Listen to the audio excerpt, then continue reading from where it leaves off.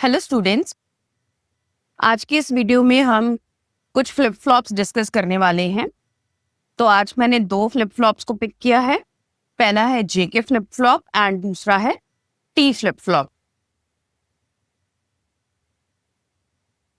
सबसे पहले हम जेके फ्लिप फ्लॉप से स्टार्ट करते हैं। The JK flip flop eliminates the forbidden or invalid condition in SR flip flop. That is, when clock is high, J is 1, K is 1, then the output will be Qn plus 1, which is Qn bar. सबसे पहले हम JK flip flop की basic history को समझते हैं कि हमें इसकी रिक्वायरमेंट पड़ी क्यों है यहाँ पे। इससे पहले आपके पास जो टॉपिक्स होते हैं फ्लिप फ्लॉप में, that is SR flip flop and D flip flop. SR flip flop में हमारे पास, इफ यू रिमेंबर, हमारे पास लास्ट कंडीशन आती है इनवैलिड कंडीशन, जहां पर Qn plus 1 और Qn plus 1 बार दोनों ही इक्वल हो जाते हैं, which is a forbidden stage. तो उस केस को रिमूव करने के लिए हमने जेके फ्लिप फ्लॉप को डिजाइन किया है। इस केस में जब आपके पास J1 K1 हो जाएगा क्लॉक हाई के केस में, तब आउटपुट हमारी फॉरबिडन ना होके Qn बार बन जाएगी यहाँ पे, और इसे हम बोलते हैं टॉगल कंडीशन स्टेट। अब टॉगल कंडीशन स्टेट होती क्या है? Present output state is equal to the complement of previous output state. तो जो मेरी प्रेजेंट स्टेट होगी Qn plus 1, वो पिछले वाले का कॉम्प्लीमेंट हो जाएगा। यानी कि जब J1 होता है, K1 होता है और क्लॉक हाई होती है, उस केस में मेरा जो आउटपुट होगा वो प्रीवियस का कॉम्प्लीमेंट हो जाएगा। अगर प्रीवियस 0 था तो नेक्स्ट 1 हो जाएगा, अगर प्रीवियस 1 था उस केस में 0 हो जाएगा। रेस्ट एसआर फ्लिप फ्लॉप का जो ट्रूथ टेबल होता है ना, एग्जैक्टली सेम होता है हमारा जेके फ्लिप फ्लॉप का भी, except this last condition where we remove invalid condition और उसकी जगह पे हमारे पास टॉगल कंडीशन आ जाती है। The JK flip flop is used to remove the drawback of SR flip flop, that is undefined states. तो ये मैंने आपको ऑलरेडी बताई दिया है कि एसआर फ्लिप फ्लॉप का जो ड्रॉबैक होता था उसे हम जेके फ्लिप फ्लॉप में रिमूव कर देते हैं। The JK flip flop is formed by doing modifications in the SR flip flop. तो डिजाइनिंग ऑलमोस्ट सिमिलर होती है, थोड़े से हम चेंजेस करते हैं, that I will tell you. उसके बाद जो एसआर फ्लिप फ्लॉप होता है हमारा, वो जेके फ्लिप फ्लॉप की तरह वर्क करना स्टार्ट कर देता है।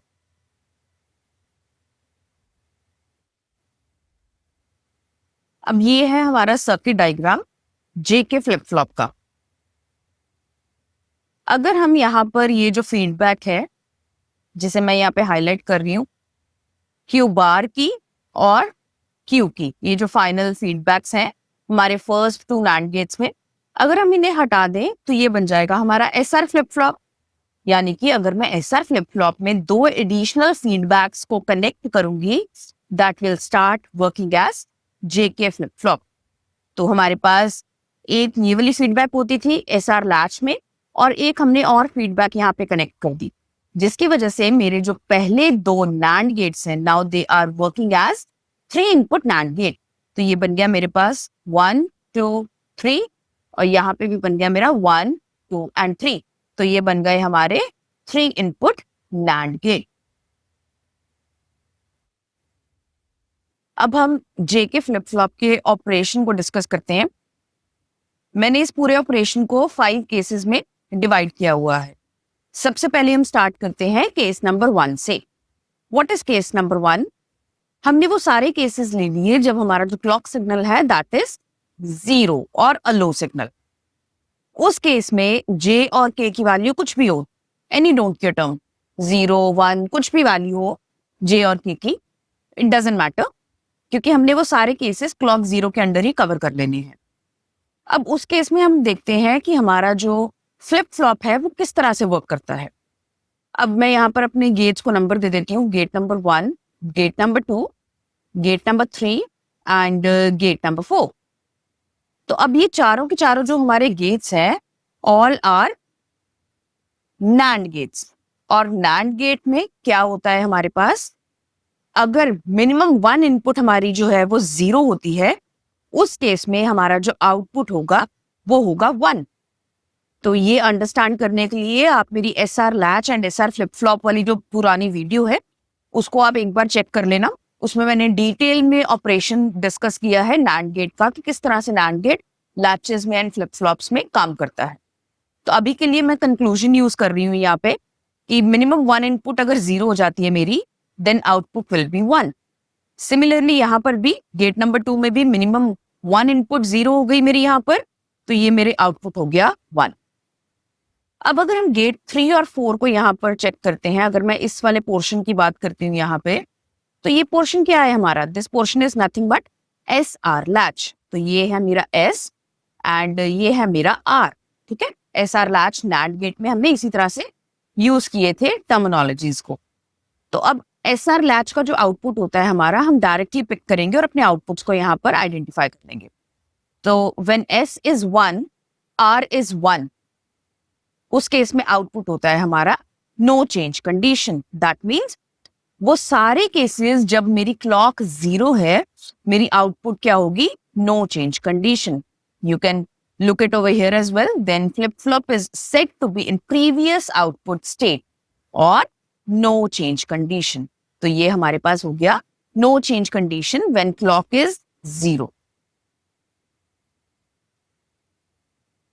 सेकेंड केस है हमारा, अब हमारा जो क्लॉक सिग्नल है वो हाई हो गया है। अब हम देखते हैं कि हमारा जो फ्लिप फ्लॉप है वो किस तरह से वर्क करता है। अब मेरे पास यहाँ पे क्लॉक सिग्नल हाई हो गया, that means 1। Let us start with the first case, J0 K0। तो ये मेरा हो गया J0, यहां पर हो गया मेरा K0। अब हम अगेन इसको सिंप्लीफाई करते हैं और देखते हैं कि हमारे पास क्या आउटपुट आएगा when J is 0, K is 0 and clock is 1। ये मेरे पास हो गए 4 NAND गेट्स। फिर से हम वही कंक्लूजन को यहाँ पे यूज करने लगे हैं कि NAND गेट के केस में अगर मिनिमम 1 इनपुट 0 हो जाती है तो आउटपुट हमारी हो जाएगी 1। सिमिलरली इस केस में भी मिनिमम 1 इनपुट अगर मेरी 0 हो जाती है तो उस केस में आउटपुट हो जाता है मेरा 1। और ये फिर से हमारा SR लैच है। तो when S is 1, R is 1 in the case of SR latch using NAND gate, output is no change condition. तो then flip flop remains in its previous output state. तो ये भी हमारा हो जाता है नो चेंज कंडीशन। एक बार मैं आपको दोबारा से रिवाइज करवा देती हूँ, ये जो मैं कंडीशन यहाँ पे यूज कर रही हूँ वो किस तरह से होगी। अगर मैं 3 इनपुट NAND गेट की बात करती हूँ तो मेरे पास हो जाता है 3 input NAND gate. Let us assume मेरे पास 3 इनपुट्स हैं, A, B and C। Quickly मैं इसका ट्रूथ टेबल लिख लेती हूँ यहाँ पर। तो ये हो जाएंगी हमारी 4 zeros and 4 ones. Then we have 2 zeros and 2 ones.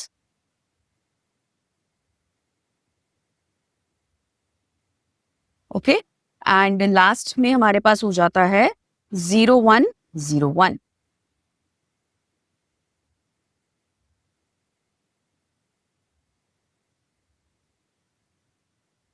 और ये बना मेरा आउटपुट Y।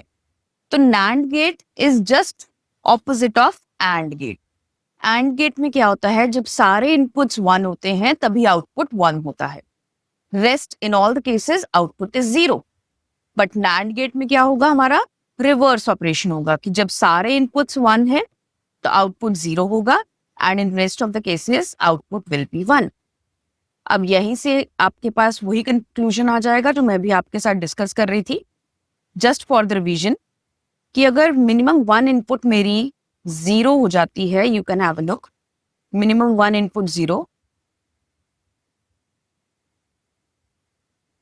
उस केस में जो मेरा आउटपुट है दैट इज 1। तो यही हम कंक्लूजन यूज करते हैं अपने फ्लिप फ्लॉप्स को सॉल्व करने के लिए। ओके, तो हमारा केस नंबर 2 भी यहाँ पे सॉल्व हो चुका है। That is when clock is 1, J is 0, K is 0, then output is no change condition. Moving forward to case number 3. अब हमारे पास यहाँ पर आ चुका है हमारा case number 3। Again case number 3 जो है वो क्लॉक 1 के लिए है। When clock is high, J 0 but K मेरा क्या है यहाँ पे 1। तो अब हम यहाँ पर अगेन गेट्स को नंबर दे देते हैं 1, 2, 3 एंड 4। ओके, स्टार्ट करना, सॉल्व करते हैं इसको। सबसे पहले गेट नंबर 1। ओके, यहाँ पर हमारे पास मिनिमम 1 इनपुट 0 आ रही है। ओके, तो यहाँ पर आउटपुट मेरी हो जाएगी 1। सो दिस इज प्रीटी सिंपल, हमने यहाँ पर आउटपुट लिख दिया है गेट नंबर 1 का। But what is output of gate number 2? मेरे पास यहाँ पे 2 1s हैं, बट तीसरा इनपुट तो मेरे पास जो कि फीडबैक है अननोन है, और ना ही दोनों इनपुट्स में से कोई 0 है। सो टोटली डिपेंड्स अपॉन कि मेरा थर्ड इनपुट क्या होगा, उसी के बेस के ऊपर हमारा जो गेट नंबर 2 है उसका आउटपुट आएगा। तो अगर मेरे पास एक भी 0 नहीं है तीनों में से, तो हम उसको सॉल्व ही नहीं कर सकते हैं गेट को बिना थर्ड इनपुट के जाने। In such cases where we are unable to simplify any of the gate, we always go for assumption. तो मैं यहाँ पर 2 assumptions लूंगी। पहली assumption लूंगी कि Q 0 है, Q bar 1 है, ये मेरी फर्स्ट assumption हो जाती है। और सेकेंड assumption मैंने ले ली Q 1 है और Q bar 0 है। इसके अलावा तो हम कोई भी और assumption ले ही नहीं सकते हैं, क्योंकि Q और Q bar दोनों एक दूसरे से ऑपोजिट होंगी। Let us try to simplify with the help of first assumption कि Q मेरा है 0 और Q bar है 1। तो अगर यहां से आप देखो Q bar 1 है तो ये यहां पर चला जाएगा, एंड Q 0 है तो ये यहां पर चला जाएगा। अब हम सॉल्व करते हैं इसको। तो 1 0 1 आउटपुट इज 1, 1 1 0, तो 1 1 0 NAND गेट में आउटपुट क्या आ जाता है मेरा 1। अब ये मेरा क्या है, अगेन SR लैच।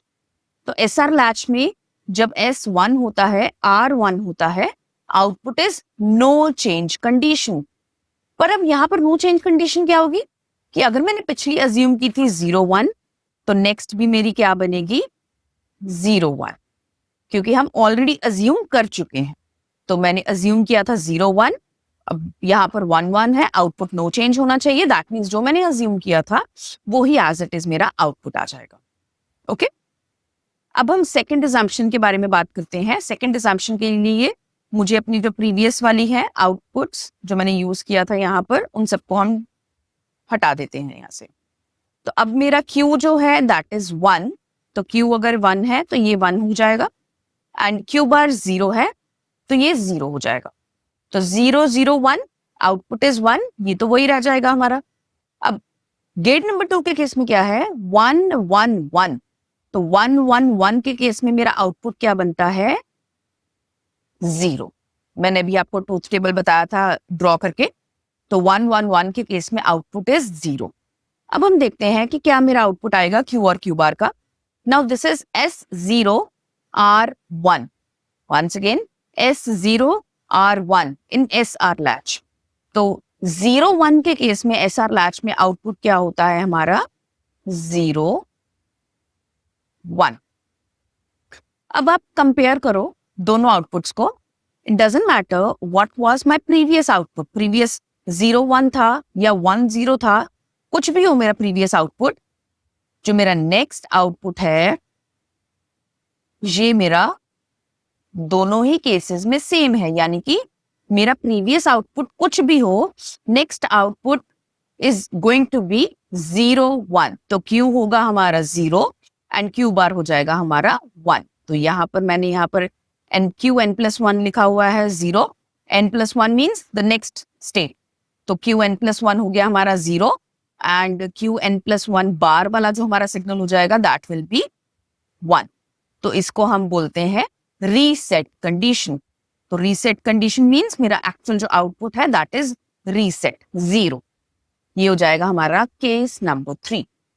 मैं आपको एक बार दोबारा से सजेस्ट करूंगी कि आप इस वीडियो को चेक करने से पहले एक बार SR लैच की वीडियो भी चेक कर लेना। उससे आपको ये अंडरस्टैंड करने में और ज्यादा क्लैरिटी मिलेगी कि J के फ्लिप फ्लॉप का ऑपरेशन किस तरह से हो रहा है।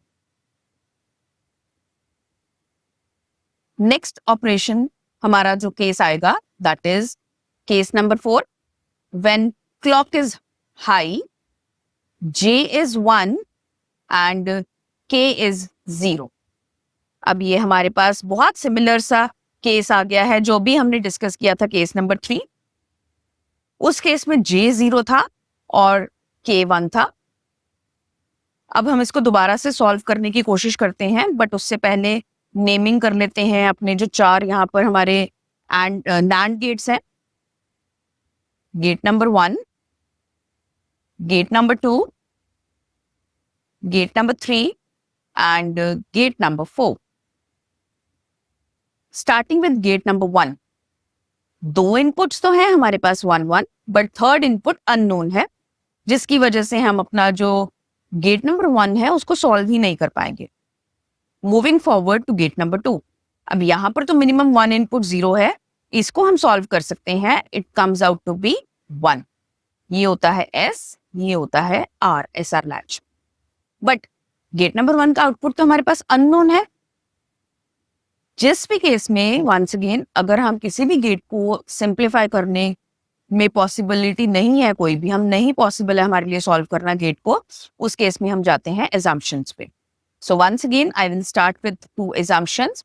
First assumption is 0 1, second assumption is 1 0. फिर हम कंपेयर करेंगे कि हमारे आउटपुट्स क्या आ रहे हैं. स्टार्ट करते हैं फर्स्ट assumption से 0 1. तो Q 0 है तो Q जाएगा यहाँ पे. Q बार 1 है तो वो जाएगा यहाँ पे. 1 1 1 NAND गेट के केस में आउटपुट हो जाएगा 0. 1 0 0 मिनिमम 1 इनपुट 0 है, करेक्ट. आउटपुट है हमारा 1. Now this is SR latch using NAND gate where S is 1, R is 0. So for 1 0 output is 1 0. ये होती है हमारे पास SR latch using NAND gate. अब हम सेकंड केस भी डिस्कस कर लेते हैं. उससे पहले प्रीवियस वाले को हम हटा देते हैं यहां से. ओके चलो, नेक्स्ट मेरी assumptions हैं 1 0. तो Q बना मेरा 1, ये Q यहां से नीचे आ गया 1 और Q बार हो गया मेरा 0. मिनिमम 1 इनपुट 0 तो आउटपुट क्या हो जाएगी मेरी 1. मिनिमम 1 इनपुट 0 आउटपुट क्या हो जाएगी 1. अब SR लैच में जब हमारे पास इनपुट्स होते हैं 1 1 तो आउटपुट होता है no change. Once again what is no change? जो मेरी प्रीवियस आउटपुट थी नेक्स्ट भी सेम ही रह जाएगी. तो प्रीवियस मेरी क्या अज्यूम की थी मैंने 1 0, नेक्स्ट भी मेरी क्या बन जाएगी 1 0. अब हम कंपेयर करते हैं अपने आउटपुट्स को. फर्स्ट केस में मेरा आउटपुट है 1 0, सेकेंड केस में भी मेरा आउटपुट है 1 0.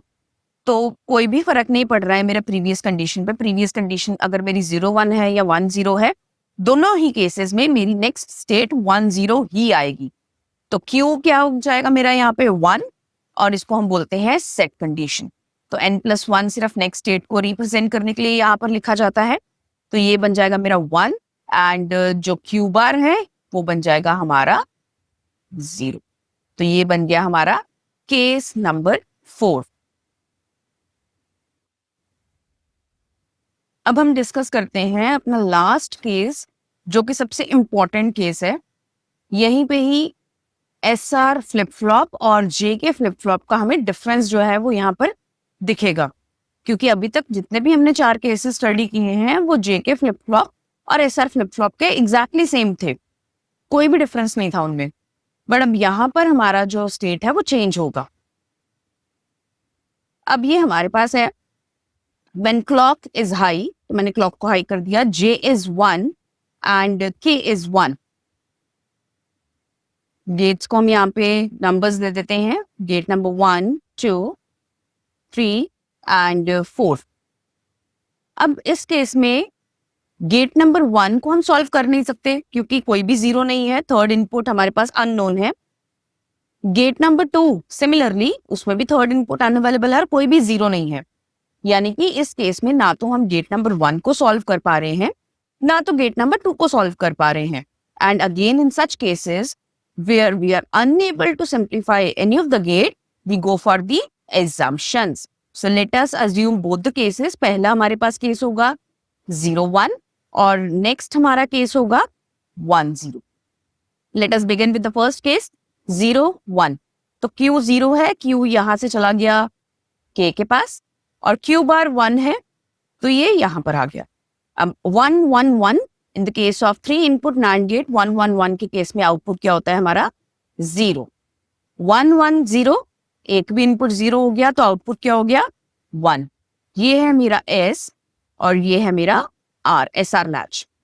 Now in the case of SR latch, जब S 1 है R 0 है, तो 1 0 आउटपुट क्या होती है 1 0। ये होता है हमारे पास आउटपुट ऑफ SR लैच।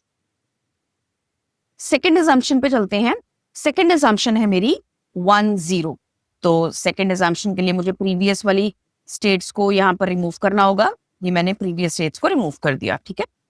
अब 1 0 है तो Q है मेरा 1, ये चला गया यहाँ से 1, और Q बार है 0 तो यहाँ पर चला गया 0।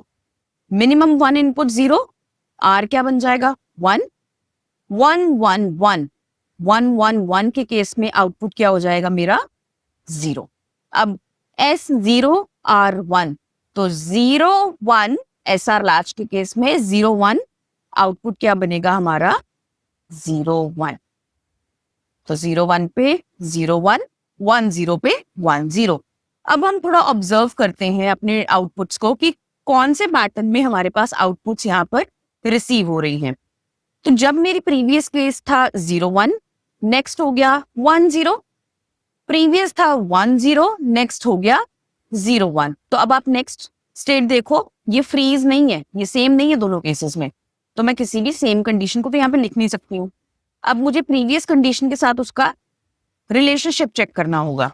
प्रीवियस 0 1 था तो नेक्स्ट बन गया 1 0, प्रीवियस था 1 0 तो नेक्स्ट बन गया 0 1, यानी कि वो एक दूसरे के कॉम्प्लीमेंट हो रहे हैं, इन्वर्ट हो रहे हैं। इस चीज को हम बोलते हैं toggle condition. Toggle condition, toggle condition क्या होती है, मेरी जो नेक्स्ट स्टेट होती है वो प्रीवियस स्टेट की कॉम्प्लीमेंट होती है। You can have a look Q bar.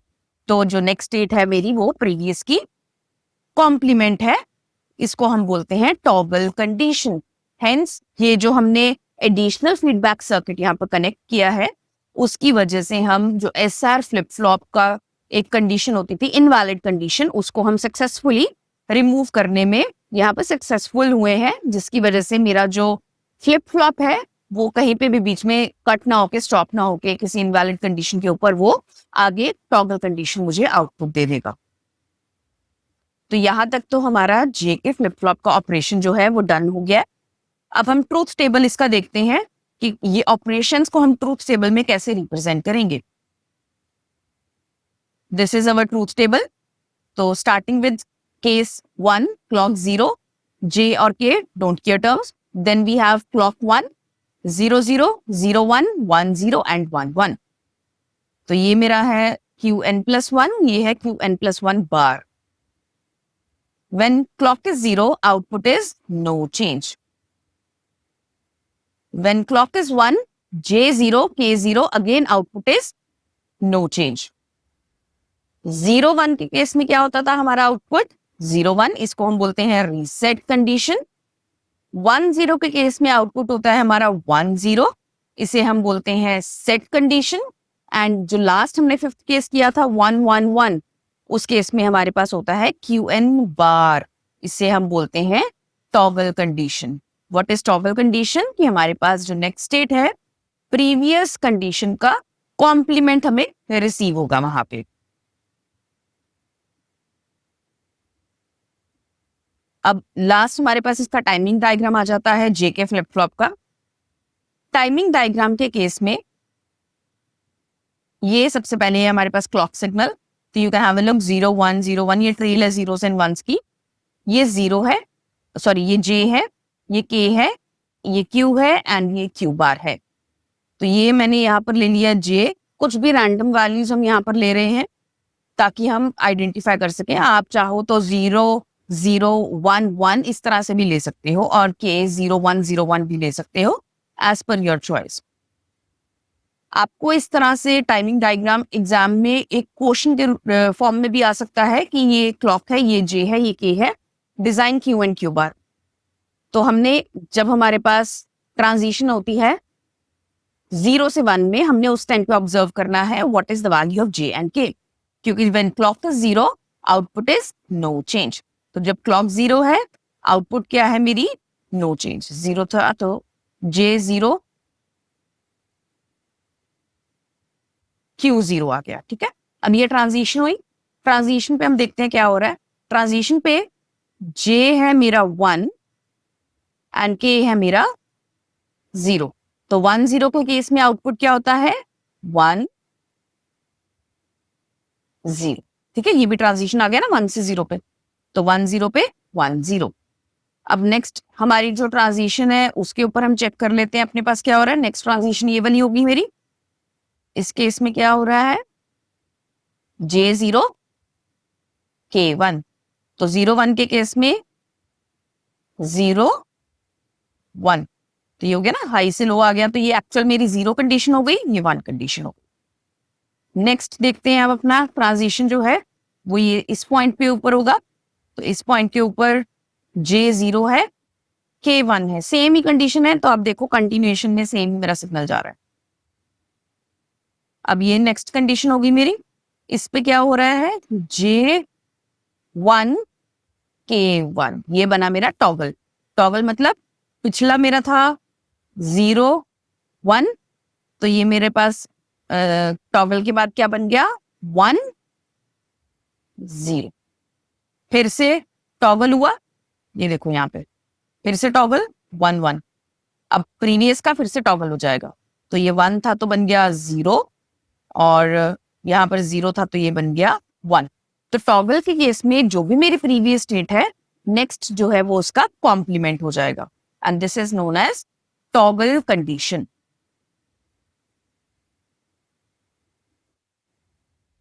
But अब जे के फ्लिप फ्लॉप के कुछ डिसएडवांटेजेस भी हैं। For case when clock is 1 and J is equal to K is equal to 1, यानी कि हमारा जो टॉगल वाला कंडीशन होता है उस केस में, when duration of clock pulse TP, इसको हमने नाम दे दिया है क्लॉक पल्स को TP, is greater than propagation delay time delta T, then the output of JK flip-flop changes from either 0 to 1 और 1 to 0। यानी कि अगर मेरा जो क्लॉक पल्स का ड्यूरेशन है वो ग्रेटर होता है प्रोपगेशन डिले से, उस केस में तो मेरा जो आउटपुट होता है वो एक ही बार टॉगल करता है। 0 था तो 1 बन जाता है और 1 था तो 0 बन जाता है। But in such cases when TP, जो कि मेरा क्लॉक पल्स का ड्यूरेशन है, is less than delta T, delta T यानी कि मेरा प्रोपगेशन डिले, उस केस में प्रॉब्लम आती है। Then output races between 0 and 1। तो उस केस में बेसिकली होता क्या है, मेरा जो आउटपुट है वो एक बार टॉगल ना करके वो मल्टीपल टाइम्स टॉगल करता रहता है। 0 था तो 1 बन जाता है, अब वो 1 डिटेक्ट कर लेता है, फिर 0 बन जाता है, फिर 1, फिर 0। तो वो एक तरह से रेस करना शुरू कर देता है between 0 and 1, and this condition is known as race around condition. अब सबसे इंपॉर्टेंट पॉइंट, हम रेस अराउंड कंडीशन को एलिमिनेट कैसे कर सकते हैं। The race around condition is eliminated when TP, which is clock pulse, is less than delta T, यानी कि मेरा propagation delay is less than T, और जो हमारा टी क्या है यहाँ पर वो है time period of clock pulse. अगर ये दोनों चीजें मेरी time period of clock pulse से कम होंगी, उन केस में हमारा जो रेस अराउंड कंडीशन है वो हम रिमूव कर सकते हैं, एलिमिनेट कर सकते हैं। और इस कंडीशन को हम जनरेट करते हैं अपने master slave JK flip flop configuration में। The disadvantage is eliminated by using a modified JK flip-flop known as master slave JK flip-flop। तो मैंने एक master slave JK flip flop के ऊपर एक सेपरेट वीडियो बनाई हुई है, आप जाके वो भी चेक कर सकते हो, जिसमें मैंने डिटेल में डिस्कस किया है कि किस तरह से हम रेस अराउंड कंडीशन को master slave configuration JK flip flop को यूज करके एलिमिनेट कर देते हैं। तो इसका आंसर होता है master slave JK flip flop, जिससे हम रेस अराउंड कंडीशन को रिमूव कर देते हैं। अब नेक्स्ट है हमारे पास T flip flop. The T flip flop is known as toggle flip flop. So T stands for toggle. The T flip-flop is constructed by connecting both of the inputs of JK flip-flop together as a single input. तो T flip-flop जो होता है वो एक modified version है JK flip-flop का, जिसमें हम J और K दोनों को एक साथ कनेक्ट कर देते हैं और एक उस सिंगल इनपुट को हम नाम दे देते हैं T इनपुट. ये है हमारा T flip-flop. अब आप यहाँ पर देखो, सबसे पहले तो आपने एक नॉर्मल JK flip-flop को ड्रॉ कर लेना है. उसके बाद J और K इन दोनों को ज्वाइन करके हमने यहाँ पर एक नाम दे देना है T. तो ये बन जाएगा हमारा T फ्लिप फ्लॉप.